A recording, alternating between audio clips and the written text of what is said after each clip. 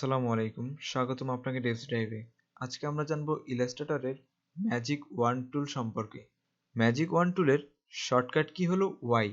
কিবোর্ডে Y press করলে আমরা দেখতে পাবো ম্যাজিক ওয়ান টুলটি অ্যাক্টিভ হয়েছে। এবারে ম্যাজিক ওয়ান টুলটিকে আমরা যদি লাল অবজেক্টের উপর রেখে ক্লিক করি তাহলে দেখব সকল লাল অবজেক্টগুলো সিলেক্ট হয়ে গিয়েছে। এবার আমরা যদি ম্যাজিক টুলটিকে হলুদ অবজেক্টের উপর রেখে ক্লিক করি তাহলে দেখতে পাবো সকল হলুদ অবজেক্টগুলো সিলেক্ট হয়েছে। এবার যদি ব্লু অবজেক্টের উপর রেখে ক্লিক করি তাহলে দেখব শুধু ব্লু অবজেক্টগুলোই সিলেক্ট হয়ে গিয়েছে। এর মানে আমরা বুঝতে পারলাম ম্যাজিক ওয়ান টুল ব্যবহার করা হয় সেম কালারের সবগুলো অবজেক্টকে একসাথে সিলেক্ট করার জন্য। আমরা দেখতে পাচ্ছি নীল অবজেক্টগুলো সিলেকশন অবস্থায় আছে। এবারে সিলেকশন টুলের মাধ্যমে আমরা যদি যে কোনো একটি ব্লু অবজেক্টকে ধরে ড্র্যাগ করে মুভ করি তাহলে দেখব শুধু ব্লু অবজেক্টগুলোই মুভ হচ্ছে, বাকি অবজেক্টগুলো মুভ হচ্ছে না। চাইলে আমরা এর কালার পরিবর্তন করতে পারি, যেমন এর কালারটাকে আমরা গ্রিন করে দিলাম। শুধু ব্লু অবজেক্টগুলোর কালার পরিবর্তন হয়ে সবুজে পরিণত হয়েছে।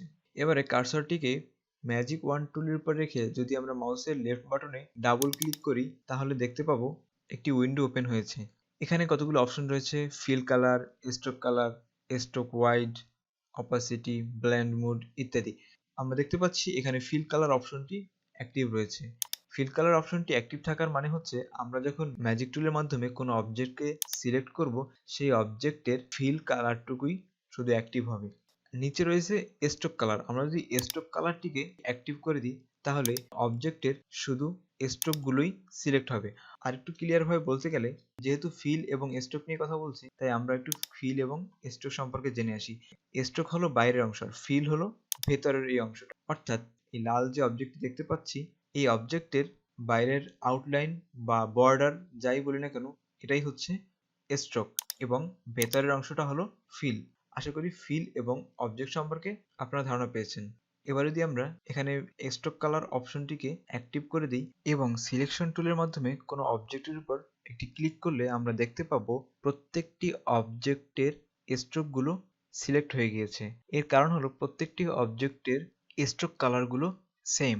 দেখতে পাচ্ছি প্রত্যেকটি অবজেক্টের স্ট্রোক কালারগুলো কালো, তাই সবগুলো অবজেক্টের স্ট্রোক কালারগুলো সিলেক্ট হয়েছে।